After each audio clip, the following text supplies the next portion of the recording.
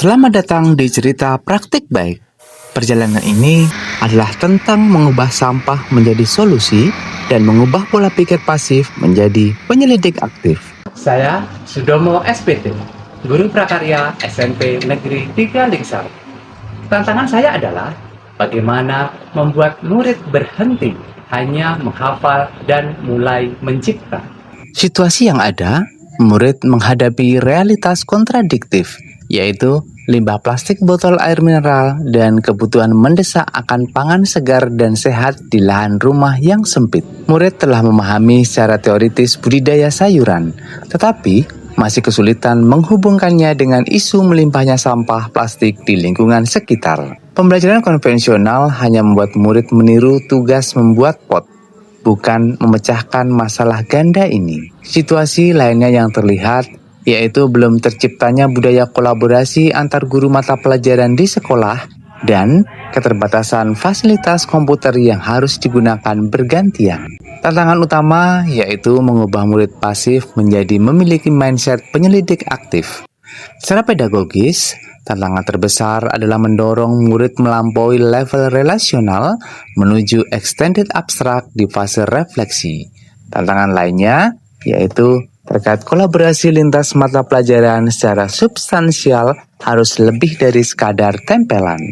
Manajemen waktu juga menjadi tantangan tersendiri selain menyiapkan aktivitas berkesadaran, bermakna, dan menggembirakan sebelum dan sesudah belajar. Solusinya adalah giliran belajar mendalam secara kolaboratif melalui stasiun belajar ruang yang saya adopsi dari metode station rotation. Pertama, menyusun rencana pembelajaran mendalam. Kedua, berkolaborasi dengan guru bahasa Indonesia dan informatika sebagai bentuk kemitraan pembelajaran. Ketiga, menyiapkan alat dan bahan digital yang dimanfaatkan dalam proses pembelajaran. Keempat, melakukan implementasi proses pembelajaran mendalam secara kolaboratif di stasiun belajar ruang. Kelima, melakukan evaluasi dan refleksi proses pembelajaran bersama guru mitra.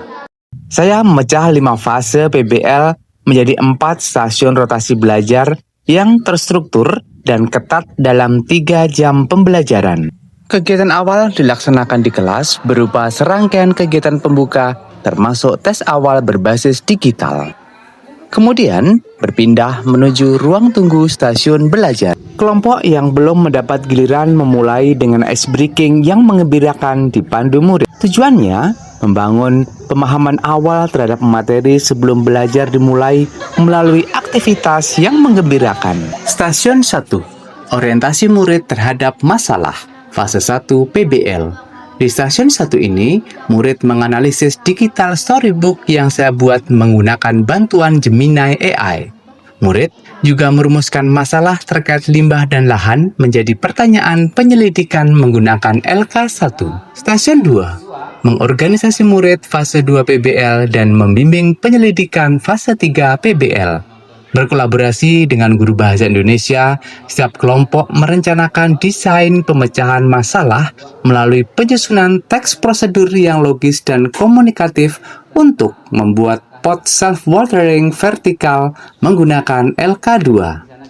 Aset digital yang digunakan yaitu video interaktif yang saya buat dengan menggunakan background. Stasiun 3 mengembangkan karya, fase 4 PBL. Ini adalah stasiun fisik.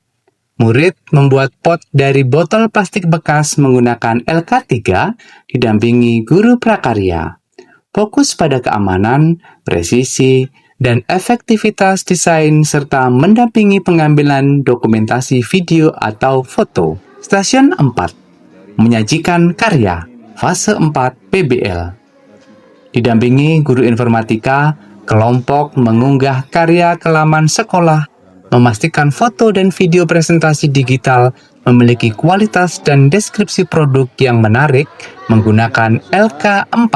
Ruang tunggu pasca stasiun. Setelah menyelesaikan proses di stasiun, kelompok membuat refleksi mendalam secara mandiri fase 5 PBL menggunakan LK5.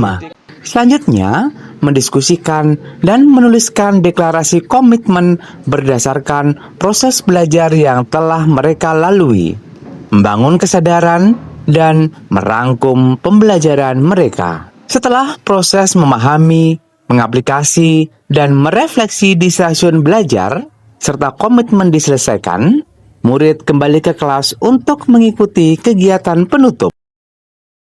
Kunci keberhasilan adalah sinkronisasi peran guru.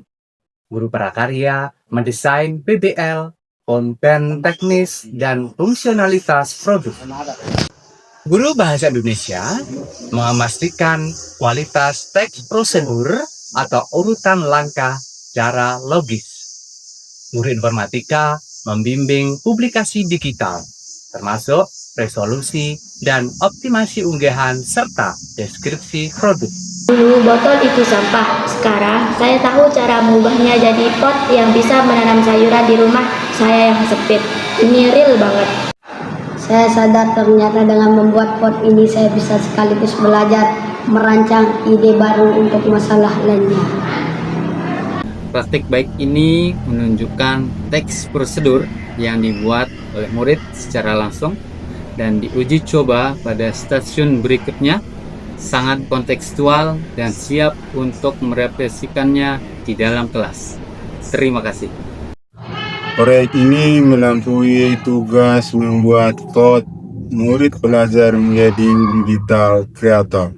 Mereka harus memastikan dokumentasi dan presentasi digital mereka profesional. Dampak terbesar terjadi di fase 5, refleksi mandiri secara mendalam menggunakan taksonomi Solo. Saya berhasil mendorong murid mencapai level tertinggi, yaitu Extended Abstract. Mereka mampu melakukan generalisasi, merumuskan prinsip desain berkelanjutan universal. Lebih dari itu, mereka mampu transfer ke domain baru menggunakan prinsip pot self-watering untuk merumuskan hipotesis solusi masalah keterbatasan air bersih. Ini membuktikan bahwa pendidikan bukan hanya tentang mengisi botol, tapi tentang menyalakan api pemikiran kritis. Data menunjukkan kelompok berhasil menciptakan pot vertikal yang fungsional. Kualitas produk mereka tinggi dan umpan balik di laman sekolah sangat positif. Selain itu, terjadi peningkatan hasil belajar murid dari 38% menjadi 68%. Hal ini menunjukkan adanya kemajuan yang sangat besar dalam penguasaan materi atau pencapaian tujuan pembelajaran oleh murid di kelas. Ini adalah bukti bahwa kolaborasi terstruktur, manajemen waktu yang tepat, dan fokus pada masalah autentik adalah faktor keberhasilan terbesar Girang. Saya telah melakukan pengimbasan praktik baik Girang ini kepada rekan-rekan guru. Harapan saya, Girang dapat direplikasi di mata pelajaran lain atau lintas disiplin. Sebagai guru prakarya, saya melihat metode ini sangat efektif dan relevan, terutama saat saya mengajarkannya di kelas. Oleh karena itu, saya berkomitmen untuk menerapkan metode Girang ini di SMP 1 Batu Layar agar pembelajaran menjadi lebih kontekstual dan bermakna bagi siswa. Mari terus memfasilitasi perjalanan heroik murid dari kebingungan masalah menuju penemuan solusi yang berkelanjutan. Girang menciptakan generasi penyelidik yang memodifikasi masa depan.